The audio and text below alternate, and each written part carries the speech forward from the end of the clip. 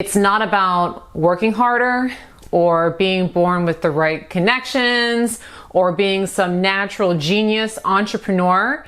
It's really just about one thing. And people who do this thing become wealthy. And the only thing that you have to do is develop a positive relationship with money. That's it. A positive relationship with money. Now, just like you would expect someone who has really good interpersonal relationship skills, someone who's very good at dealing with people and working with people, people that have good relationship skills have an abundance of relationships. They make friends really well. They find romantic partners really easily. People who are rich in relationship skills with people have an abundance of relationships with people. And the same is true for people who have very great money relationship skills. People who have fabulous money relationship skills have an abundance of money and a great relationship with money, so money is attracted to them through the law of attraction. So in today's video, I'm going to share with you 3 ways, easy ways, that you can cultivate a highly positive relationship with money so that money is attracted to you and it wants to be near you as much as possible so that you can get rich through the law of attraction. So the first way to develop a highly positive relationship with money so that money comes to you easily, money is attracted to you, is to be a very stable boyfriend, girlfriend, or friend to money. Be stable. In other words, you do not want to be a stage 5 clinger. All right, you don't want to be obsessive with money. And we see lots of people doing this, okay? And so ways that you can see people having the opposite behavior is that they may be saying things like, when's the money gonna come? Why am I not attracting abundance? Why doesn't money ever come to me? And doesn't that sound a whole heck of a lot like someone who is obsessive and a stage 5 clinger in a personal relationship? Why isn't he calling? Why isn't she texting? Why don't they want to take the relationship to the next level? See, a lot of people have stage 5 clinger syndrome when it comes to money. And just like it would push away a love interest or a friendship relationship, it's gonna do the same for money. And this element has all to do with detachment, if you haven't noticed, and letting go. Being okay with money showing up when it shows up.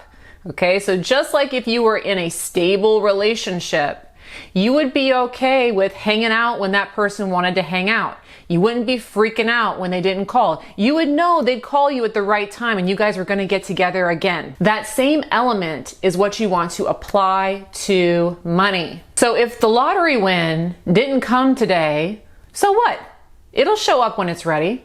That's the kind of attitude you want to have with money. You want to be a stable friend to money. Now notice how this tip has nothing to do with working harder or investing in certain mutual funds or any of that. Because again, getting rich is easier than you think. Okay, it has to do with the relationship. And so again, that first element there is be stable. Now, for the next thing you want to do to cultivate a highly positive relationship with money so that money is attracted to you in heavy, heavy amounts is that you do want to invest in your relationship. Okay, so some people go the route of being obsessive stage 5 clingers, but some people go another route, which is that they ignore money. They don't pay attention to it. They're not keeping track of it. They're not looking at it. They're not focusing on it. In other words, they're so detached from it that they're not giving it enough focus in order to attract it. So you don't want to be neglectful of money. You don't want to leave your money on red, so to speak. See, if you were in a relationship with somebody and you weren't showing up for dates, you weren't returning phone calls, you weren't returning text messages, eventually that person's gonna go away. You know, if you're friends with a large group of people and you stop showing up to the parties, showing up to the events, calling, eventually that group is gonna move on. Well, the same is true for money. Now, you don't want to cling to it, but you do want to show it attention. You do want to focus on it. You do want to invest in that relationship. So pay attention to the money that you have. One thing that I like to do is I like to keep money on me all the time. So at any given point in time, I'm usually carrying about $1,000 on me. And that's just so that I have that money in front of me so that I'm focused on it and I'm paying attention to it. Pay attention to the dollars coming in. Pay attention to money as it accumulates. Counting money can be a lot of fun. Learning about money can be a lot of fun. But you definitely want to invest in that relationship. Some people, again, just turn a blind eye. They're not paying attention at all. And then they don't understand why it's not coming to them. You have to invest in that relationship in order to have a highly positive relationship with money and attract more of it. Now, I did just give you a few ways that you could invest in your relationship with money. If you like this idea and you want to amplify it more, I would highly recommend that you go watch another one of my really popular abundance videos. That video is called I Became Wealthy When I Learned This. And in that video, I will give some more explanation on how to invest in your relationship with money. So I will go ahead and put a link to that video below in the description if you'd like to watch it next. Now, the next thing that you want to do to create a very valuable and positive relationship with money is to be kind to money. Be kind to money and wealth. In other words, don't be abusive. If you terrorized your significant other and called them awful names and told them that they were the root of all evil, do you think that that's going to be the path to a really positive romantic relationship? Absolutely not.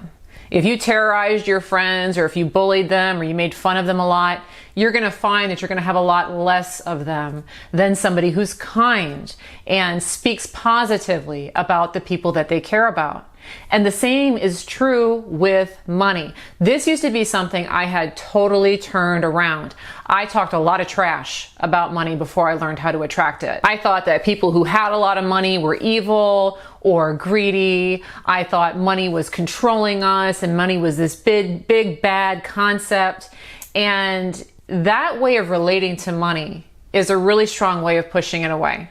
Money is not going to want to be around you if you have a negative attitude towards it and if you are abusive towards it the way that I was. And so this is another thing that you really want to cultivate if you want to get rich the easy way, okay? And really you have to get rich the easy way. You have to develop a very positive relationship with money. Well, in order to do that, you have to start to relate to it in a very positive way, see the benefits of it, be appreciative of it. Don't hate on people who have it. Be excited about money, and money will be excited about you. Now, once I cleaned up my act and started being kind to money instead of abusive, that's when the floodgates really opened for me and wealth started pouring in. Now, if you are new to my work here, I would love to invite you to take my 5-minute Law of Attraction test.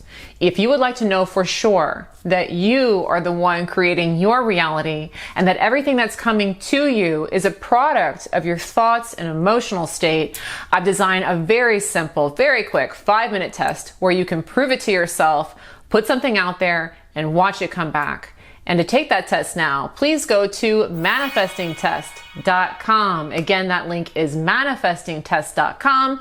I will, of course, go ahead and put a link below in the description to make it easier, but manifestingtest.com is the direct link. Thanks so much for watching today's video on how getting rich is easier than you think. I really hope that you enjoyed it. And of course, I look forward to bringing you another one soon. Bye-bye.